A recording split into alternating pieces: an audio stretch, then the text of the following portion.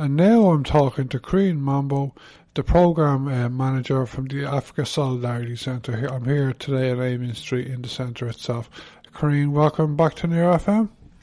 Thank you very much, Darren, to have me once more at Near FM. I just say hello to everybody that are listening, that actually listening Near FM. Okay, thanks. Carine, I spoke to you only a few weeks ago at Africa Day in Kilmainham, so we may repeat a bit of the same kind of talk we were talking about then. But you're very well known to a lot of African people, aren't you? Because you have a background in media, do you? Yeah, of course I do. I have 25 years in the media field, radio and TV. So most of the people actually know me from my home country in South Africa and here in Ireland as well. Okay. And are you living in Ireland long? 6 years now. This is the 6th year that I'm living in Ireland, yeah. Do you like living here? When you have some values, when you recognize we are all human beings everywhere that you are, you just feel at home. So yes, definitely I'm feeling at home. So everywhere that I go, I just feel like I'm at home because I always put the human capital in on top of everything that I'm doing, despite the fact that people always ask you where are you from? These kind of things that I'm not dealing actually with, because I know that wherever you are, you have to feel comfortable. You have to make this place like your own place. So I'm feeling at home. I'm okay in Ireland, yeah. And there are a lot of African people living in Dublin and in Ireland in general, and a lot of them are here for a long time, aren't they? Yeah, there are some people that are here for over 30 years, and there are some that just arrived. So it's a mixture of people that were here when Ireland wasn't really developed as now. And they know a little bit more the story of Irish people than me. It's true that because of my journalism background, I do a lot of research to know exactly the history of Ireland, how people are living, traveling a lot as well, different countries. Yeah, so there's a lot of, Irish is a small country, but it's still few African people living here, yeah. Few? Like few compared to the other countries, yeah. And do you think a lot of African people living in Africa like Ireland? I won't say so, because objectively I never did the research, maybe to do the interview to the people that are living here to understand whether they are feeling good or not. So objectively I won't be able to answer this question. Okay. And can you tell me a bit about how the Africa Centre was formed and a bit about the history and evolution of the centre, please? Africa Solidarity Centre is 25 years old now, so I think... Exactly 25 years, is it? Yes. Oh. So there were people that are sitting together and say, yes, we are all the migrant people, so we think we may do something to stand much better for ourselves. And that's how they create the Africa Solidarity Centre, where people can feel safe, a safe space in the beginning. And that's how they grow, they share the values, they were putting the inclusion and integration on top of everything. They will understand we are all coming from different backgrounds, language barriers, so they create some kind of unity where diversity and integration will be the kind of main objectives. And today, luckily that the organization went well, and most of the people really understand the vision and the mission. And today, despite the fact that we do inclusivity, integration, and unity, we also do the advocacy about many things that are dealing with the migration, especially, and we educate people about what's going on or how they can get access with some information, and we create as well the networking. So Africa Solidarity Centre now is like an umbrella for a lot of organizations. So wherever you are, you can register as an organization with Africa Solidarity Centre, and when you have any issue or you are stuck for anything, you just come in here in Amiens Street and we can give you a little bit of information or guideline on how you can deal with the problem, yeah. Okay, and am I right in saying you're only here in Amiens Street a couple of months? Yeah, a couple of months, yeah. We were before in, O'Connor Street. Abbey Street. Abbey Street, yes. So we moved from there to, it was quite a little in the city center. It's true that Amiens Street is still a city center, but it's much better because it's much quiet here. So, and then the space as well is much more different than Abbey Street, yeah. And were you in Abbey Street for long? I'm not sure because I just joined the organization, so I won't say things that I won't be able to answer because I was not there when the organization was in Abbey Street. So I just joined on last April. So yeah. There are an interesting mix of buildings and organisations in Abbey Street. You have Radio and Liffey and Forest Naguelga across the road. Aris Naguelga, do you know that building? Do you? Yeah. The big building. And there's the Department of Tourism, is it? Yeah, it's a good mix here, yeah? Yeah. Okay. Do you have any plans with the Africa Centre going forward over the rest of the year, over the next few years? Yeah, we have a strategy plan. So, and this Saturday, actually, in the term of the strategy plan, we are doing an event in the line of the International of African Descent. So Africa Day is a continuity. So Africa Solidarity Center, in collaboration with the Carine Foundation, organizing the event in Amiens Street Teachers Club, precisely. So it's 36 Amiens Street Teachers Club. The whole day, from 11 till 6 p.m. So we're organizing something there. Will be the mixing of diversity, exchange of culture, but mostly important is to well know what is the definition of Africa Day, what was Africa Day was meant to. It's important for the people to understand why that day is supposed to be celebrated. Is it a celebration or not? So if you just pop in on Saturday, you will know a little bit more about the Africa Day history, which is really important. So there's a lot of things that is important to know beyond the festivity, like just celebrate and just show, like, yes, we have a nice outfit. I think on top of the nice outfit, there's a lot of really, really important history that people should know. And we are going to, as well, to do a lot of things with asylum seekers. So we're going to from Direct Provision Center and deliver some messages. There's a mental health issue as well program. There's a lot of workshop how to deal with stress management. So there's a lot of things that actually is inside our diary and in the strategy plan for the rest of the year. And we definitely let NRFM know about any event that is coming up, whether it's workshop or conferences. Yeah, we are going to let you know, guys. I just thank you for the huge support that NRFM is always doing with a lot of groups, especially Africa Solidarity Center and much more organization here in Ireland. This is really, really fantastic.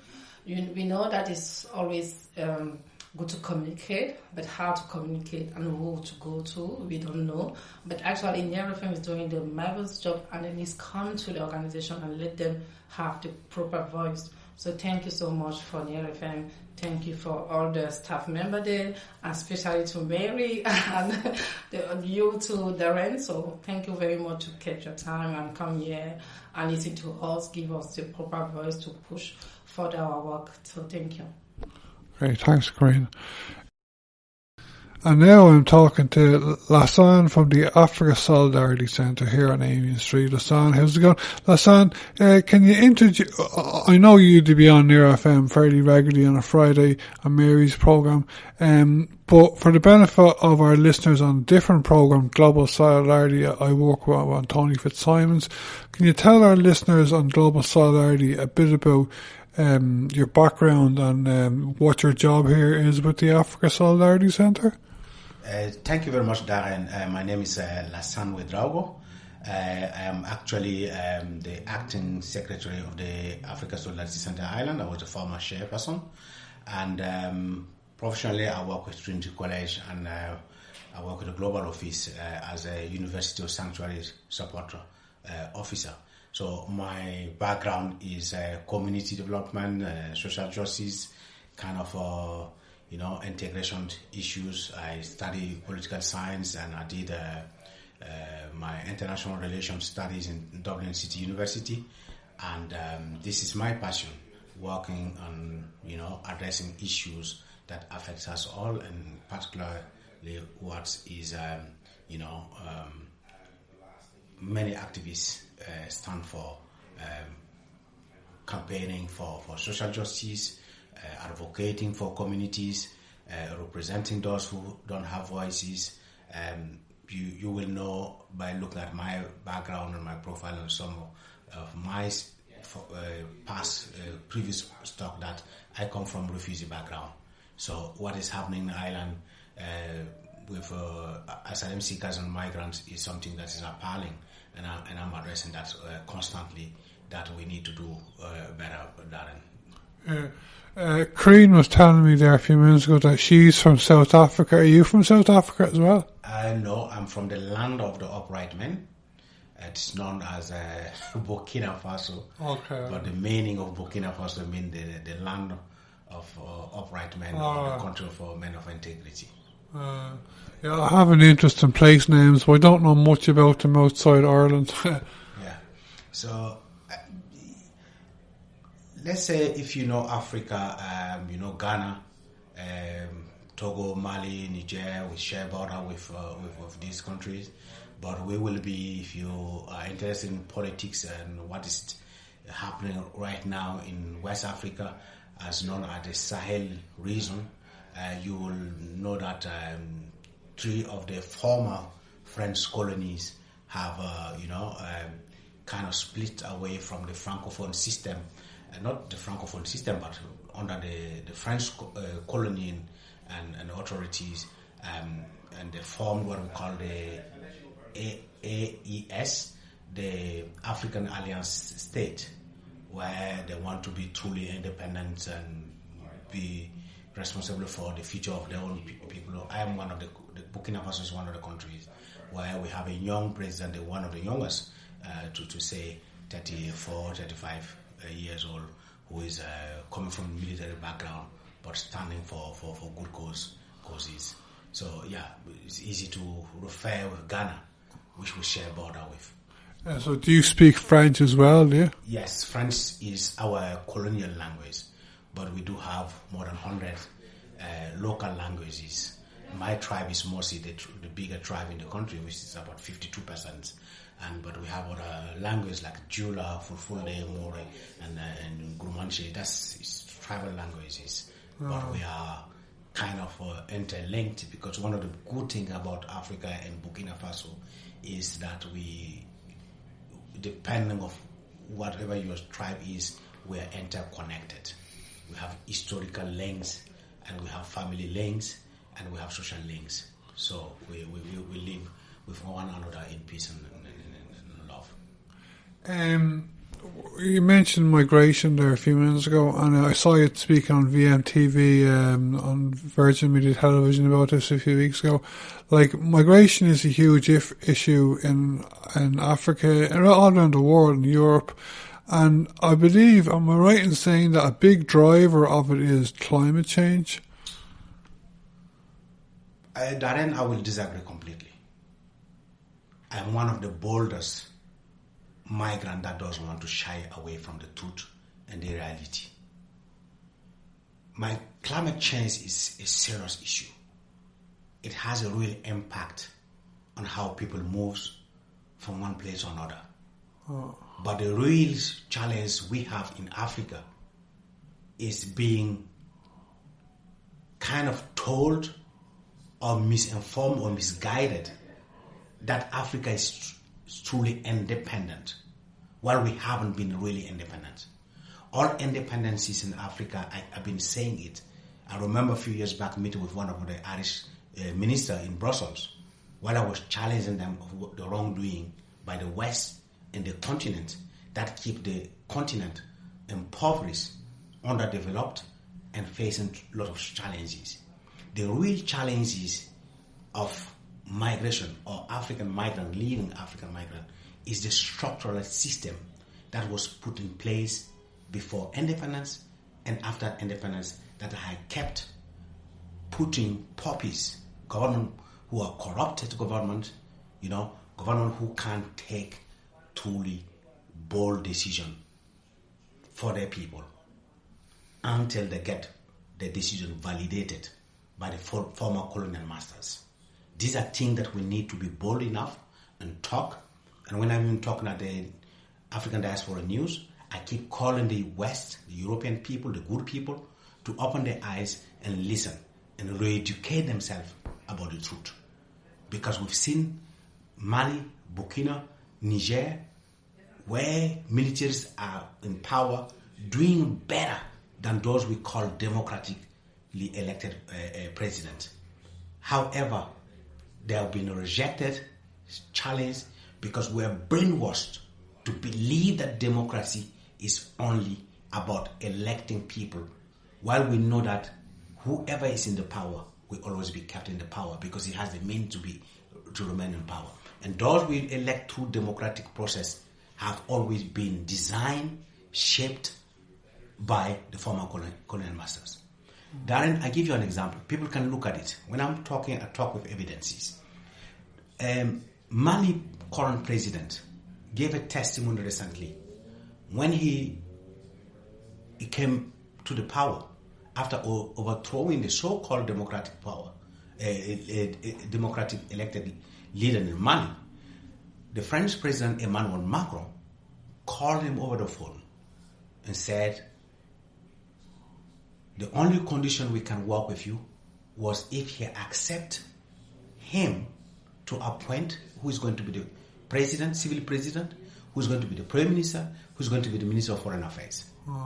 So, Darren, these are things that, because they are francophone countries, many anglophone countries don't really understand, don't follow. But I'm asking you, how on earth in the 21st century could we believe that a country in Africa, president, prime minister, minister of foreign affairs, has to be appointed by France president? Where is the democracy on that? And if that happens, they are democratic. If it doesn't happen, then they are anti-democracy. So my problem is that sometimes when we give our decent and honest opinions for things that affect us all, we are bad. But that doesn't make us bad for living in peace and unity with one another, loving one another, respecting one another. So therefore, I will say that climate change is a problem and we must stand up to that. We must do everything to protect our climate issue, to address climate issues, but we also need to be truthful to ourselves that what is holding Africa undeveloped, poor, is not because of what we're hearing in the media and so on. It's because there is a century structural system that was there before even now and is continuing, and that is affecting our people. Africa has all the natural resources that they need. We're sitting under two lights. The main resources for light, like the uranium, is like open sky in Africa. But you go to Africa, countries who don't have even, who can't even afford one light a night in a whole family. No, we're not talking in a house. But you see corporate companies extracting all these resources within the continent, transforming somewhere else, reselling it expensively to those who provided those natural resources, keeping them in poverty. So we need to rethink about how we can really support each other and support those who really need most of it. I know there used to be, I haven't heard of it in a few years, is there an African newspaper in Ireland that people can read about stories about what's going on in different countries? Yes, there were, and there's still one, but I don't really much know what are the publication on that. I know there was a Metro Era which unfortunately have now closed down following COVID and other issues as well. During COVID it went online, and then later on, I think last year, completely closed down. And we have what we call the African World newspapers. We have some other, like in Galway, we have some media that are pro-African and so on. But what is the content and what they are addressing really, I haven't seen much, apart from the African Diaspora News which take into consideration what is happening within the diaspora, but also in African countries with near FM, which I will say that we still need to work harder to get proper and strong advocate newspapers that will highlight what exactly happening within the continent and in the diaspora. And if otherwise, it's difficult to get a good picture out of what is really happening on the continent. The internet is great as well, though, for that, isn't it? I think the internet is amazing. Why? Because today, if you look at what I'm talking about in Burkina, Mali, Niger, what is even supporting and making lively and importantly the work being acknowledged and recognized is the internet. At our time, we had no mobile phone, we had no internet, but today, even a child of 9-10 years old can go on the internet, can read news. It is true that we still have to, face fake media and misinformation online, but it's easier. Like now, we're talking that a news goes globally around the world, and even those area we never expected to be informed. So yes, the internet is doing great, and we've seen some social media, even in local languages, they have now social medias and so on, relaying information. If they are picked on the wrong side, it's an issue. But most of the time, they are quick to be, identified and even tackled on some of the social media. So yeah, the internet is doing a great job. That it's like I was addressing the military regime in West Africa. How the West is portraying them and how the people see them on the ground is not the same, because they are seen like heroes. They are seen like leader who came to to take them out of poverty, leader who came to lead them to prosperity, leader who came to really alleviate the sufferance. But the West doesn't see that. We're talking about media in Ireland there as well. I imagine that there are some or a lot of good media organisations in Africa. Like, I know the website allafrica.com. That's the good website, isn't it?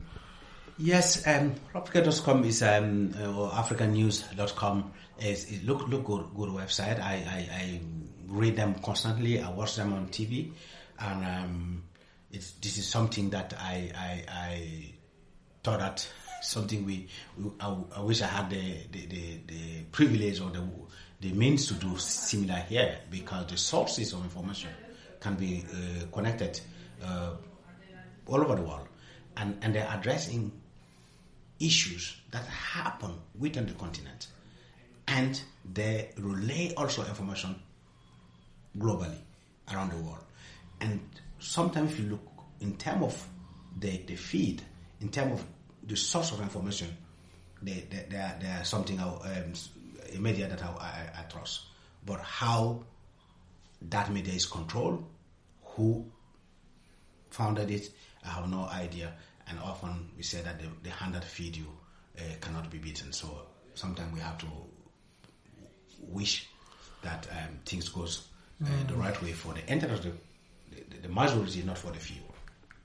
And are there other media organisations in Africa as well, across Africa, that are good as well? Like, yes, I think one of the things is that with the internet, like you mentioned earlier on, is the national newspapers or TV station. I give you a Burkina, for example, Burkina. We have the Burkina Faso radio and television. They relay the information of what happened hour and every day.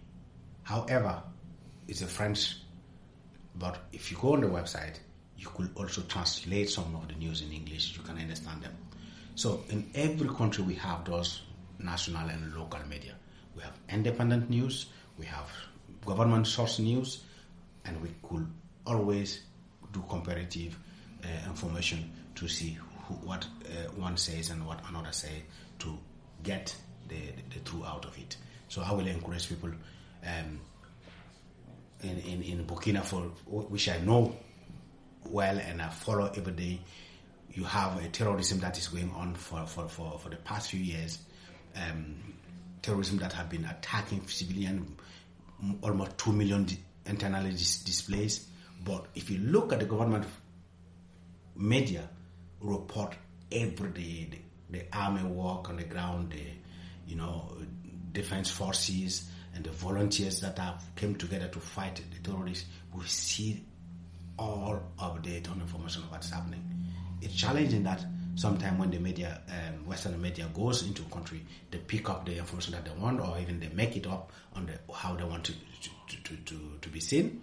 But due to internet, we are quick to go back and say, okay, I heard this from France 24 or BBC or Sky News or whatsoever. What is the country information says, and where is the balance? So yeah, there are a lot of national and local media that we need also to trust. You mentioned BBC Africa there. Do you think they're good? I won't say that they're good. I won't say they're not bad, because I know I have my own opinion, and if it's come to my personal opinion, I will say that I will be 50-50, because sometimes the narrative is not what is really happening in the country. I follow BBC, I follow all the France 24 and other international media, and I even sometimes tweet, I send them on their social media pages like Facebook messages, and sometimes I ask them to interview me, to call me on a specific topic, so I can challenge them on their information, and they never gotten back to me, because they want to keep the information on their own way. So, for example, I was talking to you about terrorism in Burkina Faso. If the terrorists kill civilian, is the army that is weak? Is the army that is unable to protect the people? And that is highlighted and portrayed on all Western social media. But when the national army goes and attack the terrorists back after they kill civilians and so on, kill terrorists, it becomes a human rights issue, that the army is violating this, doing that. But they're not asking on the real people what are their own opinion. Even we, the diaspora, who could tell them exactly what's happening in our home countries, they don't reach out to us. They might send 1 or 2 people on the ground. 1 week, 2 weeks, they become experts in Africa. And we, the diaspora, who live there for almost 3, 4, 5 decades, 6 decades, are not experts on our home countries. So that need to change. We need to promote equal opportunity, equal, information, and justified, right information to our listeners and our followers. Unfortunately, my opinion with Western media are not accurate all the time. I agree with you what you're saying about global citizenship, like education and the media. I have a degree in journalism, so I learned a lot about that, even though it was 20 years ago. Just to move, we've talked a lot about Africa there and the media and that kind of stuff, and the political systems and stuff. Is there anything else you want to say about that, or will we move on to talking about kind of life today for Africans in Ireland? Darren, thank you very much for bringing that Africa Day into my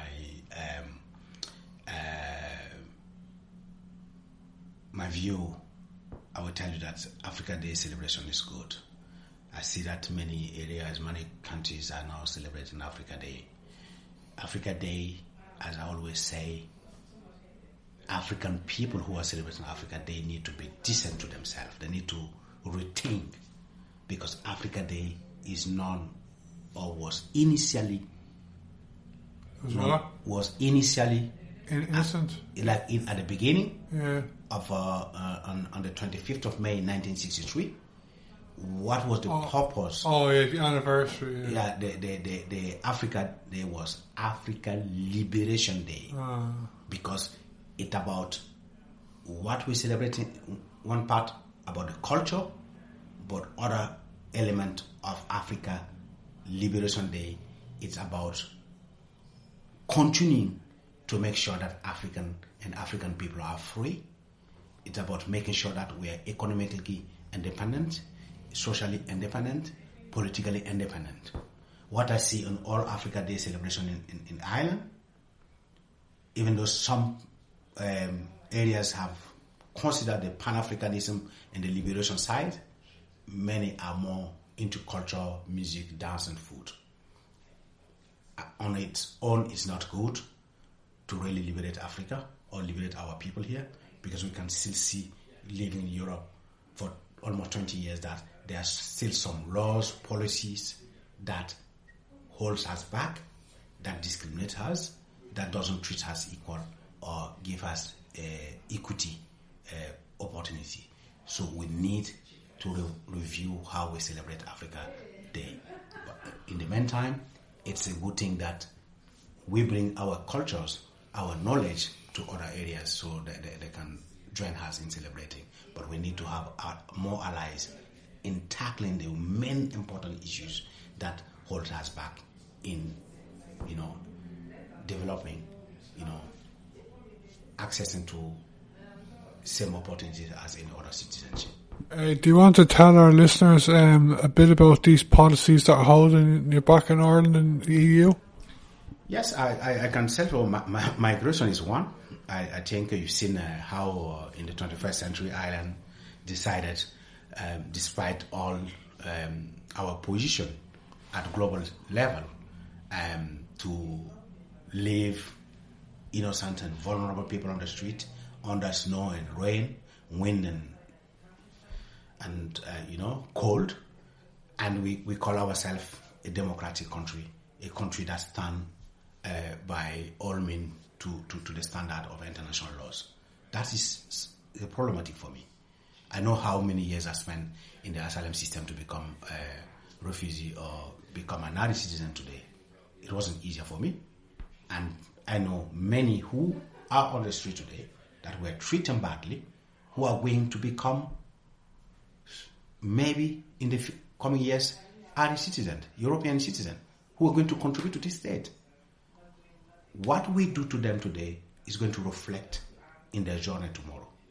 Do we want a society that has mental health, people who are sick, depressed, anxious? We don't need that. I was talking to a friend of mine this morning, a Palestinian refugee that came to Ireland following what is happening in Gaza, was treated badly, moved from one place to another place, punished, and he had, within a few months, he had to leave the country where nobody knows where he is at the moment. But I hope he is safe. Is that really make Ireland a good place to be, or give us that good image? No, the migration policy is not good. You've seen recently with the European Migration Pact, EU Migration Pact, which is completely a discriminatory and racist pact. Nobody wants to speak about it. I always object it, and I say that one size fit all for everyone is not good, and we must tackle that and continue to lobby and advocate for change. Integration policies is not in the favor of migrants. Education, health, and other issues are still not in our favor. All that need to be addressed. It keeps us in limbo, and many of us, because of the fear of being attacked, losing the opportunity that we are forced to keep quiet and silent.